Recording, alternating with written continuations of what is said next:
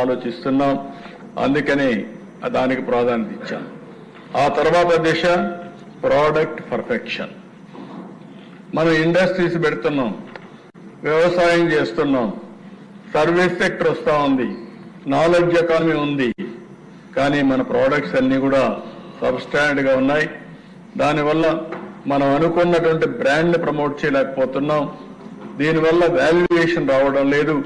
అందుకని ఏది మాట్లాడినా ఆంధ్రప్రదేశ్ లో తయారయ్యే ప్రతి ఒక్క వస్తువుని బ్రాండ్ని ప్రమోట్ చేసి వాల్యూ అడిషన్ చేసి ఒక ప్రోడక్ట్ పర్ఫెక్షన్ దిశగా పోవాలని చెప్పి ఆలోచిస్తున్నాం. ఇంకో పక్కన దేశం స్వచ్ఛ ఆంధ్రప్రదేశ్.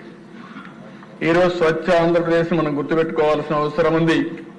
ఈ రోజుట్లో టెక్నాలజీ ఏజ్లో దోమలు, మస్కిటోస్ వల్ల ఎక్కడికక్కడ మలేరియా కానీ లేకపోతే మీరు చూస్తే డెంగ్యూ కానీ అనేక విధాలుగా ఇబ్బంది పడుతున్నాం.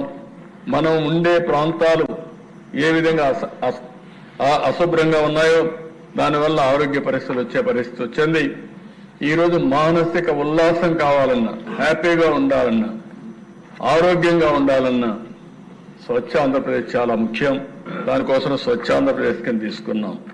ఇది కాకుండా దేశ డీప్ టెక్ మనం గుర్తుపెట్టుకోవాల్సిన అవసరం ఉంది. చాలా మంది సెల్ ఫోన్లు వాడుతున్నారు. సెల్ ఫోన్ ఓన్లీ ఎస్ఎంఎస్లు పంపించడానికి లేకుంటే మనం మాట్లాడుకోవడానికి వాడుతున్నాం. ఇంకొంతమంది ఫోటోలు, సెల్ఫీలు తీసుకుంటున్నారు. ఇంకొంతమంది ఉంటే ఇంకొక స్టెప్ ముందుకు పోయి ఏదో గ్రూప్ మీటింగ్ పెట్టుకొని ఆ కమ్యూనిటీ వాళ్ళు కానీ ఫ్యామిలీ కానీ మనం మాట్లాడుకునే పరిస్థితికి వస్తున్నాం.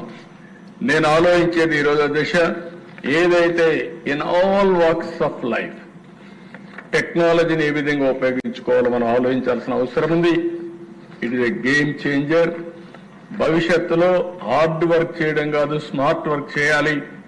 మీరు ఎక్కడ కూర్చున్నా రియల్ టైంలో పనిచేసుకునే అవకాశం వస్తుంది. దాన్ని కూడా నేను ఎక్స్ప్లెయిన్ చేస్తాను దిశ.